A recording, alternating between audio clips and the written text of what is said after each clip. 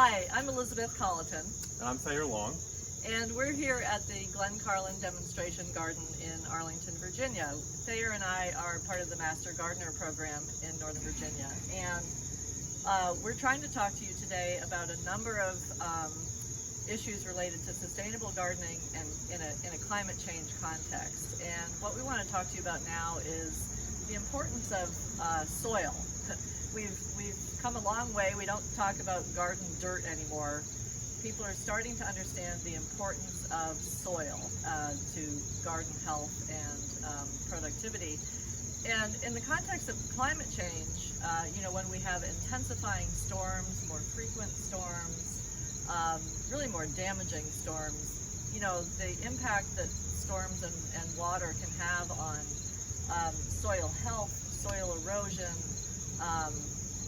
loss of topsoil, frankly, can be devastating for the garden. And so I thought maybe we might talk a little bit today about, what the average gardener can do in a sustainable gardening context to remedy some of those challenges. Yeah, I think there's a lot of best practices here at the garden, and we're going to show them.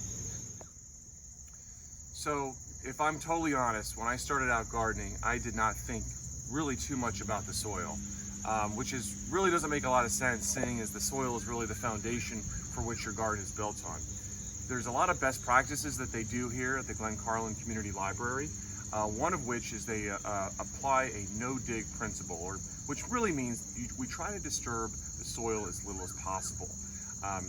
It's not seen to the naked eye, but there's quite a rich ecosystem that goes on within the soil structure: insects, worms, fungi, other microorganisms, which are enriching the soil and continuing to work the soil, so it's a very productive and a high yield ecosystem for our plants.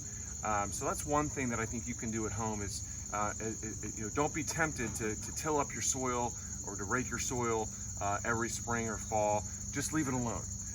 That's what nature does, and I think we can learn a lot from nature. Something else that they do here at the Glen Carlin Library is the nature itself and the garden itself enriches and cycles over. So things like letting leaves lay where they are, letting twigs lay where they are. It's a natural mulch. It's a natural soil conditioner. So don't be tempted to pick up every leaf in the spring or fall when you're doing your clean out. Let it lay, let it be.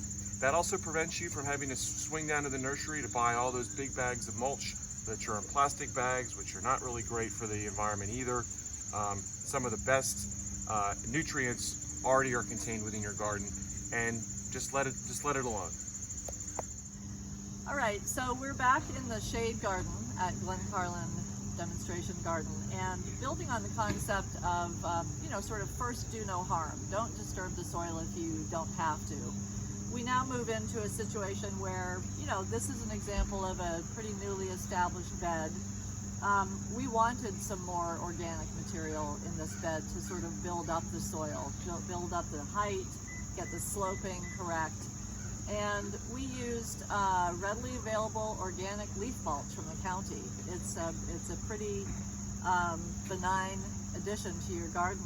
It does wonders to sort of build up that soil structure, help with erosion, keep the plants in place, provide them the nutritional background or foundation that they need.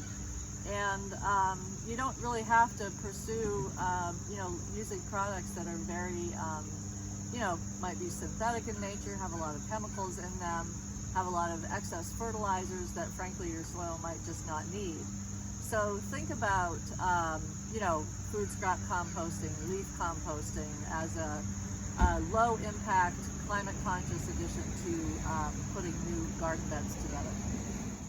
So Elizabeth, as the climate's changing, it's warming, it's going to have an impact on the soil. It's going to have an impact on the warming of the soil. So we really need to be mindful of that, and as gardeners, think about how we're protecting our soil and how we're really making sure that our gardens are growing in the best conditions. Right, and it's a little bit hard to get your head around what is happening with this soil just by looking at it. we are lucky that we've got a lot of research-based information about soil, about the components in soil, about the importance of preserving soil structure right on our website at mgnv.org. Happy gardening.